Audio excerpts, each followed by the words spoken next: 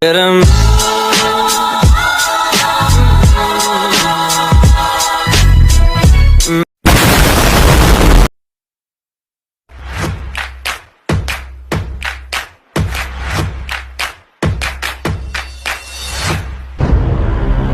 yang dilarang dalam Islam.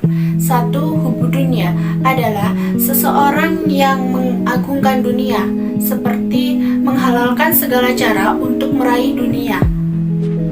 2. Hasad adalah seseorang yang tidak senang melihat kenikmatan rezeki orang lain, seperti iri melihat nilai ulangan temannya lebih bagus darinya. 3. Sombong adalah seseorang yang memandang orang lain itu hina dan hanya dia yang mulia, seperti tidak memiliki sikap toleransi. 4. Riya adalah memperlihatkan diri kepada orang lain agar mendapatkan pujian, seperti bilang ke orang lain kalau haji agar dipanggil abah. 5. Tamak adalah seseorang yang memiliki keinginan yang berlebihan, seperti menyayangi harta. Masuk pada materi selanjutnya adalah sifat wajib dan jaiz Allah. Sifat wajib Allah dibagi menjadi 4. Yang pertama, sifat nausiyah, sifat yang adanya tidak disebabkan sesuatu apapun, contohnya sifat wujud Allah. Yang kedua, sifat salbiyah. Sifat salbiyah adalah sifat yang menjadikan semua sifat tidak layak bagi Allah, contohnya qidam, baqo, mukhalafatul hawadisi, qiyamuhu binafsihi, wahdaniyah. Yang ketiga adalah sifat ma'ani. Sifat ma'ani adalah sifat yang ada pada zat Allah yang maujud, contohnya qudrat, iradat, ilmu, hayat, sama, basar, serta kalam. Yang keempat, sifat ma'nawiyah. Sifat ma'nawiyah adalah sifat yang tetap bagi zat Allah, contohnya qadiron, muridan, aliman, hayyan, sami'an, basirun, serta mutakaliman. Selanjutnya adalah sifat jaiz Allah. Sifat jaiz Allah hanya ada satu, yaitu fi'lu kulli mungkinin aw tarkuhu, yang artinya Allah dapat melakukan suatu hal dan Allah dapat tidak melakukannya sesuai dengan kehendak Allah. Sekian pemaparan materi dari saya. Halo teman-teman, saya akan menjelaskan poster saya tentang sifat wajib Allah dan juga sifat jaiz Allah. Nah, sifat wajib Allah ini ialah sifat yang pasti dimiliki oleh Allah dan juga menunjukkan kesempurnaan Allah Subhanahu wa taala. Sifat wajib Allah dibagi menjadi 4. Yang pertama yaitu sifat nafsiyah. Sifat nafsiyah ini ialah sifat yang menunjukkan zat itu sendiri seperti wujud. Yang kedua, sifat salbiyah.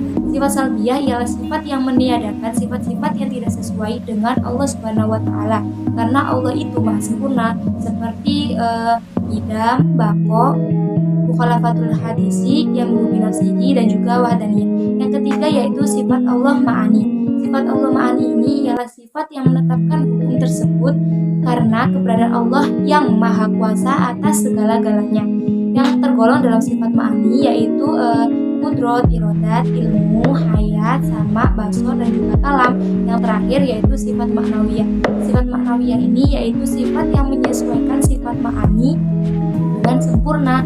Yang tergolong dalam sifat ma'nawiyah yaitu qadiron, muridan, aliman, hayyan, sami'an, basiron, dan juga mutakaliman. Selanjutnya yaitu sifat jaiz Allah. Sifat jaiz Allah ialah sifat yang boleh atau tidak dilakukan oleh Allah Subhanahu wa taala. Sifat jaiz Allah hanya ada satu, yaitu fi'lu kulli mumkinin aw tarkuhu.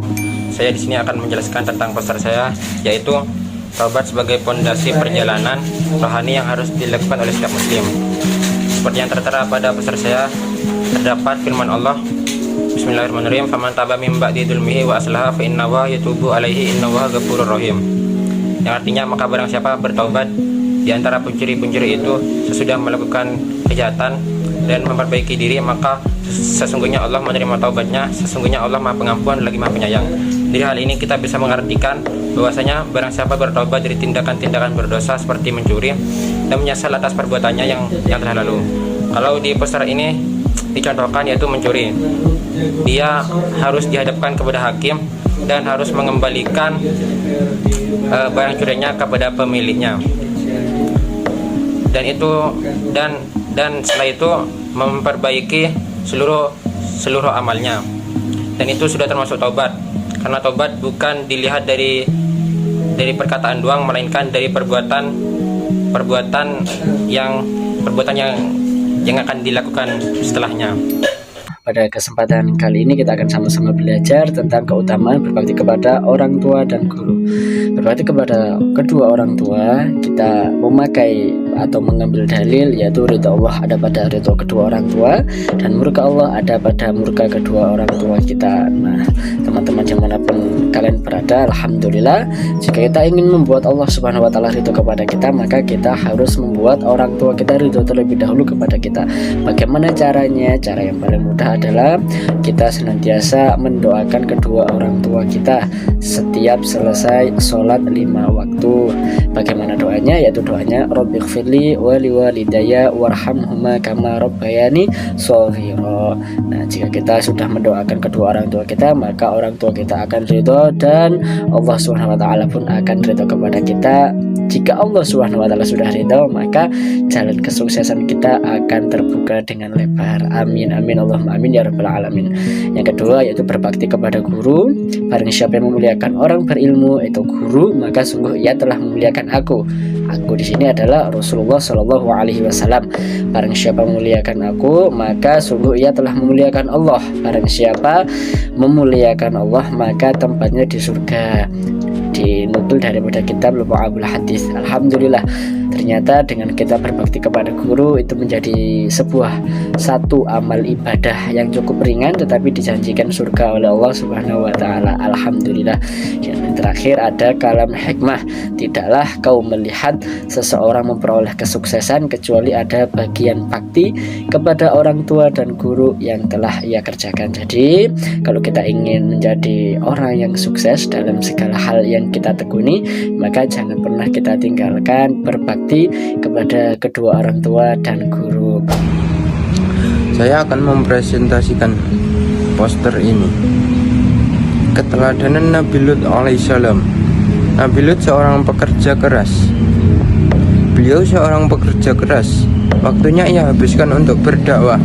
Ia mengajak kaumnya untuk beriman kepada Allah Subhanahu wa taala. Ia juga bekerja keras untuk membangun negerinya. Yang kedua, gigih, tidak mudah menyerah. Bentuk keteladanan Nabi Lut yakni sebagai sosok yang gigih serta tidak gampang menyerah. Namun karena kegigihannya serta pantang menyerah membuat Nabi Lut terus berdoa dan berusaha hingga menyebabkan Allah mengabulkan doanya serta memberikan azab kepada kaum Sodom. Yang ketiga, sabar menerima cobaan. Keteladanan Nabi Lut alaihissalam yang bisa kita amalkan lainnya adalah selalu bersabar saat mendapatkan ujian serta cobaan dari Allah Subhanahu wa taala. Terlebih lagi ketika dirinya direndahkan oleh kaumnya sendiri. Tidak pernah Nabi Lut marah ataupun berniat untuk membalas kejahatan kaum Sodom. Yang keempat, percaya bahwa hukuman Allah nyata. Tidak hanya itu saja yang menjadi salah satu keteladanan Nabi Lut yang bisa kita amalkan. Nabi Lut juga mempercayai bahwa hukuman Allah itu ada dan benar-benar nyata. Yang kelima, taat terhadap perintah Allah. Nabi Lut merupakan salah satu nabi yang taat terhadap semua perintah Allah.